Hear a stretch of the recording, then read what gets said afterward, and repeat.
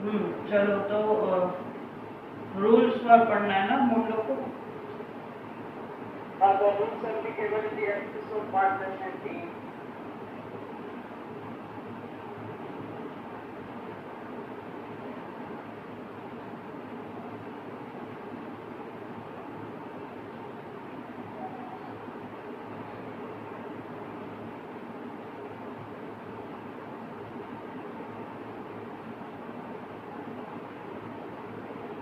कल हम लोग ने पढ़ा था पार्टनरशिप क्या होती है, पार्टनरशिप डीड क्या होती है। अब आज हम लोग देखेंगे कि रूल्स क्या होते हैं एप्लीकेबल जब पार्टनरशिप डीड जो है वो प्रेजेंट नहीं होती है।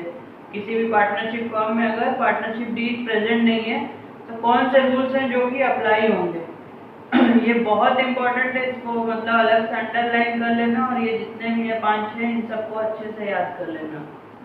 ठीक, पहला क्या है?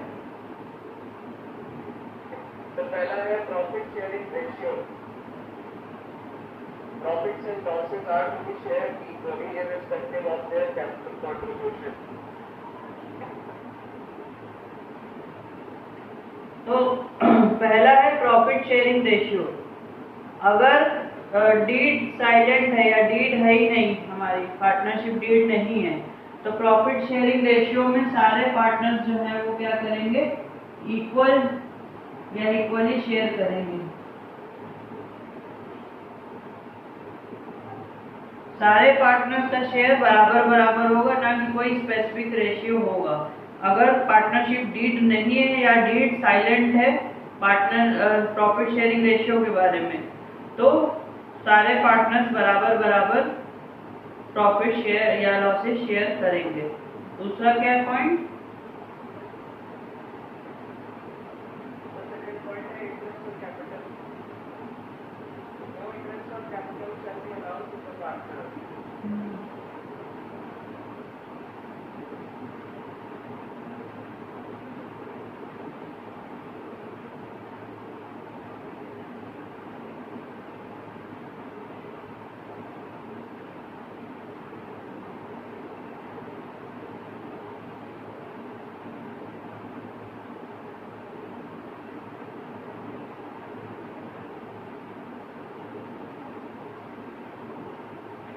अगर इंटरेस्ट ऑन कैपिटल के बारे में कुछ नहीं लिखा है पार्टनरशिप डीड में, पार्टनरशिप डीड साइलेंट है इंटरेस्ट ऑन कैपिटल के बारे में, तो कोई इंटरेस्ट किसी भी पार्टनर की कैपिटल पे नहीं दिया जाएगा। ये रूल है। इसी तरह इंटरेस्ट ऑन ड्राइंग का एक रूल है जो कहता है कि अगर पार्टनर्स ने कोई ड्राइंग की है फर्म से और अगर पार्टनरशिप डीड में इंटरेस्ट के बारे में कोई जानकारी नहीं लिखी है तो कोई इंटरेस्ट ऑन ड्राइंग चार्ज नहीं किया जाएगा।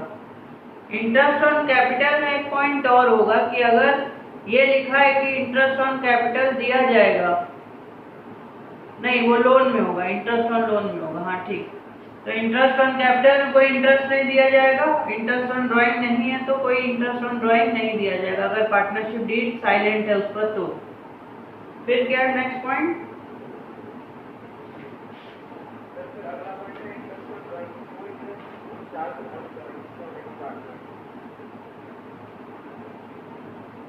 इंटरेस्ट ऑन ड्राइंग तो हो गया बेटा ना, उसके बाद सर इंटरेस्ट ऑफ कैपिटल हुआ ना? नहीं देखो,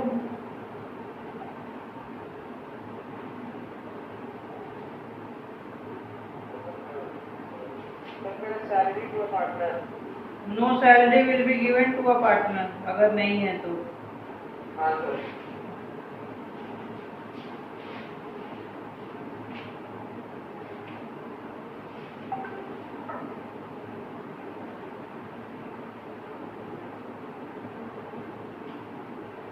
फिर है सैलरी टू अ पार्टनर।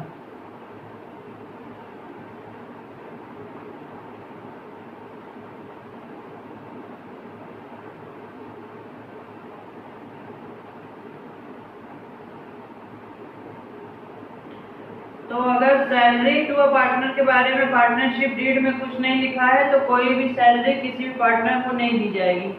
कोई भी पार्टनर किसी भी सैलरी के लिए एलिजिबल नहीं होगा अगर पार्टनरशिप डीड में स्पेसिफिकली मेंशन नहीं है उसके बारे में। तो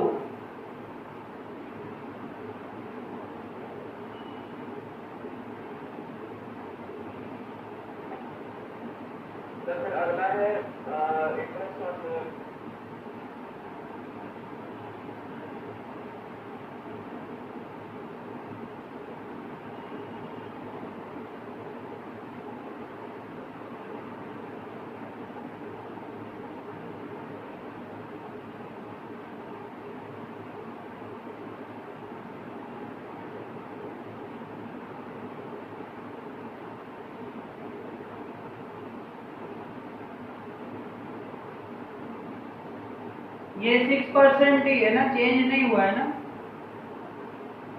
नहीं सर, 6% पर एनम है। अगर किसी भी पार्टनर ने फर्म को लोन दे रखा है तो लोन पे इंटरेस्ट के लिए पार्टनरशिप डीड में कहा गया हो या ना कहा गया हो, दोनों ही केस में हम इंटरेस्ट ऑन लोन देंगे। कहा गया है और कोई स्पेसिफिक रेट मेंशन है तब तो फिर उस रेट से देंगे, लेकिन अगर नहीं कहा गया है, कोई रेट भी मेंशन नहीं है, तो 6% पर एनम के रेट से उस पर इंटरेस्ट ऑन लोन किसी भी पार्टनर के लोन पर दिया जाएगा। ये मतलब एक कंपल्सरी है, पार्टनर ने अगर किसी भी तरह का लोन दिया है फर्म को तो उस लोन पे 6% पर एनम के रेट से इंटरेस्ट देना जरूरी होगा। और भी कुछ है? सर उसके बाद admission of new partner. Admission of the new partner,